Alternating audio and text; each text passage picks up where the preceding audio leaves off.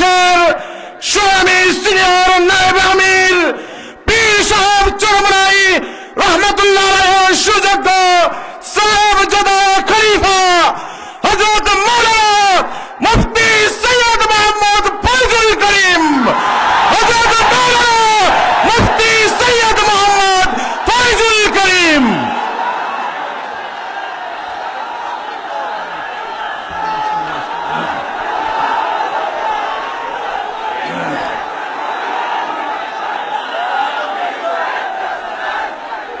আসসালামু আলাইকুম ওয়া রাহমাতুল্লাহি ওয়া বারাকাতুহু। নাহমাদু ওয়া নুসাল্লি আলা রাসূলিহিল কারীম। আম্মা বা'দ, আউযু বিল্লাহি মিনাশ শাইতানির রাজীম। বিসমিল্লাহির রাহমানির রাহিম।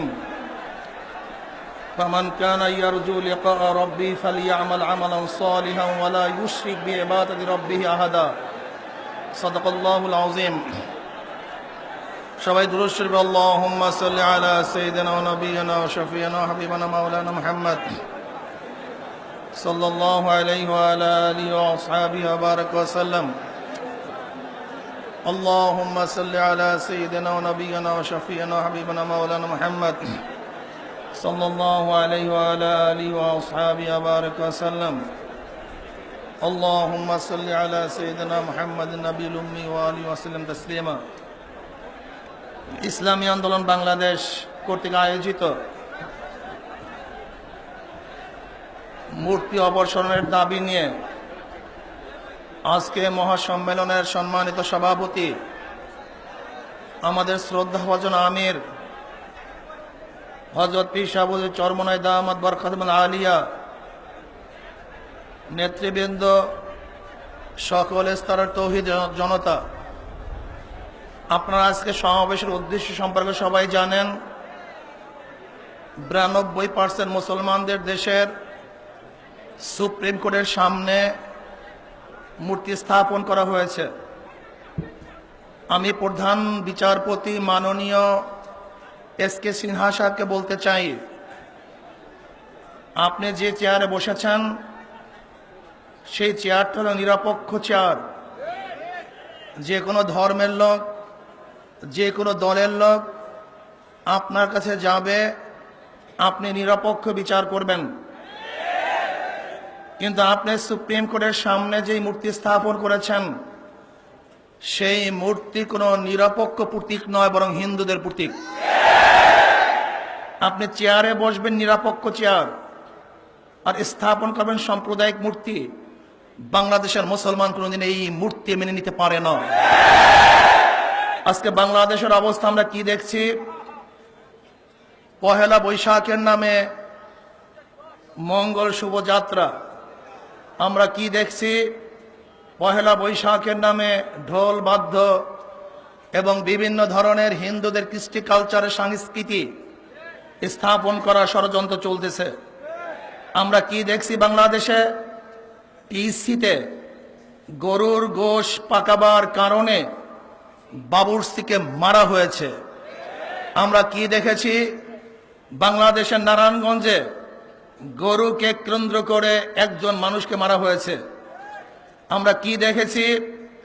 প্রাইম মিনিস্টার ভারতে সফরে যাওয়ার আগে হঠাৎ করে বাংলাদেশের বিভিন্ন জায়গায় জঙ্গিবাদের উত্থান হয়েছে, কিন্তু সফর শেষের পরে কোথায় লুকিয়ে গেল জঙ্গিবাদ? কোনো জায়গায় জঙ্গিবাদ খুঁজে পাচ্ছি না।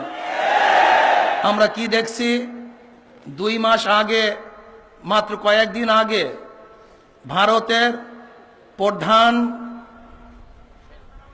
সেনাবাহিনী প্রধান এসছেন, আবারও বাংলাদেশে নতুনভাবে তিনি সফর করবেন। কারণটা কোথায়? ভারতের প্রধান সেনাপতি মাত্র আমাদের দেশে সফর করার পরে আবার 2 মাস পরই বাংলাদেশে আসার কারণটা কোথায়? এগুলি সব অশনীয় সংকেত। এগুলি বাংলাদেশকে বিক্রি করার চক্রান্ত চলছে। প্রাইম মিনিস্টার, আপনি ভারতে গিয়েছেন, সব কিছু দিয়ে আসছেন, কিছু নিয়ে আসতে পারেন নাই। সব কিছু দিয়েছেন, কিন্তু আপনি বাংলাদেশের জনগণের জন্য কিছু নিয়ে আসতে পারেন নাই। বরং আপনি যে ইলিশ মাছ নিয়েছেন নিজে পাক করে তাদেরকে পরিবেশন করতে পারছেন, কিন্তু বাংলাদেশের জনগণের জন্য আপনি কিছুই আনতে পারেন নাই। শুধু তাই নয়, আমরা দেখছি আজকে যারা মানুষকে নিরাপত্তা দান করবে তাদের কাছেই মানুষ হত্যা হচ্ছে, খুন হচ্ছে, গুম হচ্ছে। কয়েকদিন আগে মাত্র পরশুর পত্রিকায় দেখবেন, প্রথম আলো পত্রিকায় আসছে, ডিবি পুলিশের মাধ্যমে ছিনতাই এবং তাদের মাধ্যমে চাঁদাবাজির কারণে মিলিটারিরা তাদেরকে অ্যারেস্ট করে থানায় সুপর্দ করেছে। আমরা কি দেখছি যে আজকে তথাকথিত মুক্তিযোদ্ধার দোহাই দিয়ে যারা বক্তৃতা করে তারা শুধু বলে এইটা মুক্তিযোদ্ধার চেতনার খেলাফ, এইটা মুক্তিযোদ্ধার চেতনা না। এমনকি তকির বাবা নারায়ণগঞ্জে বক্তৃতা দিয়েছে যে সংবিধানে বিসমিল্লাহ থাকবে, যদি মানুষ জানতো তাহলে মুক্তিযুদ্ধে অংশগ্রহণ করতো না। আমি প্রশ্ন করতে চাই যে আপনার 6 দফার মধ্যে, 11 দফার মধ্যে, 21 দফার মধ্যে কোন জায়গায় এদেশে মসজিদ থাকতে পারে এরকম কোনো দফা নাই, মাদ্রাসা থাকতে পারবে না কোনো দফা নাই, বিসমিল্লাহ রাখা হবে না কোনো দফা নাই, ইসলাম অনুযায়ী মানুষ চলতে পারবে না তার কোনো দফা নাই, আজকে দাড়ি টুপির কটূক্তি করা হবে এরকম কোনো দফা নাই। আমি বিশ্বাস করি যদি বাংলাদেশে এরকম কোন দফা দেওয়া হতো যে বাংলাদেশে ইসলাম পালন করতে পারবে না, তাহলে এদেশের মুসলমান কোন অবস্থাতে মুক্তিযুদ্ধ করতো না। 6 দফার মধ্যে ইসলামের বিরুদ্ধে কোনো কথা নাই, সেখানে ছিল মানুষের অধিকার কি ফিরিয়ে দেওয়া। আজকে মানুষের অধিকারকে আপনি কি ফিরিয়ে দিয়েছেন? আজকে বাংলাদেশের মানুষের বাক শক্তিকে আপনি জব্দ করেছেন। আজকে বিরোধী দলকে বিভিন্ন ডান্ডা এবং মামলার মাধ্যমে তাদেরকে ঘরে ঢুকতে বাধ্য করেছেন। আজকে ইলেকশনের মাধ্যমে আপনি সমস্ত প্রশাসনিক ইলেকশন উপহার দিয়েছেন। আজকে বাংলাদেশে আপনি জোর করে ক্ষমতায় বসাবার দুঃসাহস দেখাচ্ছেন। শুধু তাই নয়, 92% মুসলমানদের দেশে সুপ্রিম কোর্টের সামনে গ্রিক মূর্তি স্থাপন করার সাহস ইস্কেসেনা পেয়েছে। আমরা বলবো অতি বিলম্বে ওখান থেকে মূর্তি সরিয়ে নেন। যদি মূর্তি সরানো না হয় আপনাকে সরানো হবে।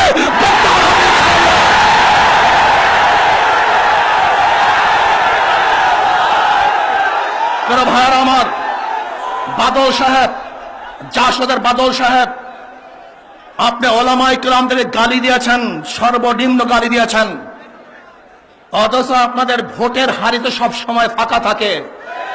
এদেশের জনগণ আপনাদেরকে কোনো অবস্থায় গ্রহণ করে নাই। টক শোর মধ্যে বড় বড় বক্তৃতা দেবেন, নিজের পরিষদে বক্তব্য দেবেন। বাদল সাহেব শুনে রাখেন, যদি মুসলমানদের বিরুদ্ধে বক্তৃতা দেওয়া হয়, ইসলামের বিরুদ্ধে চক্ষু তোলা হয়, ওই চক্ষু তার শরীর থেকে বের করে দেওয়া হবে। যদি ইসলামের উপর আঙ্গুল উঁচা করা হয়, বাংলাদেশের জনগণ আঙ্গুলকে ভেঙে দিবে। যদি বাংলাদেশের জনগণের উপরে হাত তোলা হয়, হাতকে ছিন্ন ভিন্ন করে ফেলবে। যদি ইসলামের বিরুদ্ধে কোনো কটূক্তিমূলক কথা বলা হয়, তাহলে বাংলাদেশের জনগণ জিহ্বা তীরে ছিঁড়ে ফেলবে ইনশাআল্লাহ। আমি প্রধান বিচারপতিকে বলতে চাই, আপনি কতদিনের মধ্যে ওখান থেকে মূর্তি অপসারণ করবেন, এটা বাংলাদেশের জনগণ জানতে চায়। আমরা আইন হাতে তুলতে চাই না, আপনি আইনকে হাতে তুলতে বাধ্য করবেন না। জনগণের কারণেই আইন, আইনের কারণে জনগণ না। আইন জনগণ নির্ধারণ করে, আইন জনগণ নির্ধারণ করে, আইন অনুযায়ী জনগণ চলে। কিন্তু জনগণ ইচ্ছা করলে সেই আইন পরিবর্তন করে ভিন্ন আইনও নির্ধারণ করতে পারে। যদি বাংলাদেশের জনগণকে আইনকে হাতে তুলতে বাধ্য করেন, টেকনাফ থেকে তেঁতুলিয়া পর্যন্ত মুসলমানদের এমন জোয়ার সৃষ্টি হবে, যেই জোয়ারে ইসলাম ভেসে যাবে, মূর্তি ভেসে যাবে ইনশাআল্লাহ। ভাইরা আমার, আমি প্রধান বিচারপতিকে বলতে চাই, আপনি সুযোগ পেয়েই হিন্দুদের মূর্তি স্থাপন করবেন আর আপনি আইনের ভয় দেখাবেন। আইনের ভয় কি দেখাবেন? আপনার কাছে ফাঁসির আইন আছে আর আমাদের কাছে গলা আছে। 1000 বার আপনি ফাঁসির কাছে ঝুলাতে পারেন, কিন্তু আমাদের ঈমানকে আমরা বিক্রি করব না। আমরা মাথা নত করব না, শিরকে কোনোদিন নত করব না। এই শির উঁচা থাকবে, থাকবে ইনশাআল্লাহ। বাংলাদেশের বুকে মূর্তি রাখতে দেওয়া হবে না, হবে না, হবে না, এইটাই সিদ্ধান্ত থাকবে। আমি শেষ পর্যন্ত ওলামায়ে কেরামদেরকে বলতে চাই, সরকার কওমি মাদ্রাসার স্বীকৃতি দিয়েছে, ধন্যবাদ জ্ঞাপন করছি, কিন্তু খবরদার, শুধু বাংলাদেশের কওমি মাদ্রাসার স্বীকৃতি এটা আমাদের অনুগ্রহ নয়, এটা আমাদের অধিকার। যেহেতু সে আমাদের অধিকার ফিরিয়ে দিয়েছে, ধন্যবাদ জ্ঞাপন করছি, কিন্তু খবরদার ওলামায়ে কেরাম, কোন অবস্থাতেই এই সামান্য অধিকার রক্ষা করতে গিয়ে ইসলামকে যেন বিকানো না হয়, এই দিকেও সচেতন থাকা চাই। আল্লাহ পাক আমাদের সবাইকে আগামী ডাকে সাড়া দিয়ে মূর্তি অবসানের বিরুদ্ধে আন্দোলনকে সব সময় চাঙ্গা রাখার তৌফিক আল্লাহ পাক সবাই দান করেন। যখনই যেই সময় ডাকা হবে সবাই রাজি আছেন ইনশাআল্লাহ? আমরা জীবন দেব, আমরা রক্ত দেব, আমরা শ্রম দেব, আমরা সময় দেব, গোটা বাংলাদেশ অবরোধ করব, সব বন্ধ করে দেব ইনশাআল্লাহ। মুক্ত অবসর হবেই হবে, হবেই হবে, হবেই হবে। নাসরু মিনাল্লাহি ওয়া ফাতহুন কারীব। আবাশশিরিল মুমিনিন।